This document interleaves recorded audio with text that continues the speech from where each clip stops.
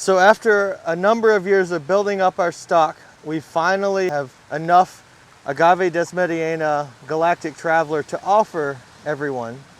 I know all of you have been looking at it on the patio during the summer open houses, asking us when we're gonna have it.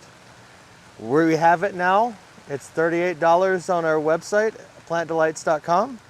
It's one of the best agave cultivars out there, in my opinion. It's the silvery blue color with this beautiful chartreusey edge.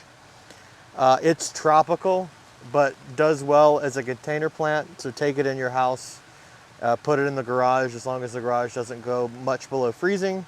Keep it dry over winter. It's perfect. This is the size plant that we are shipping out. Eventually it will become about a 2.5 foot wide, about 18 to 24 inches tall plant in a pot. It could get bigger than that in the ground in a tropical climate where its roots have free run, but it's a great plant and it's sure to sell out.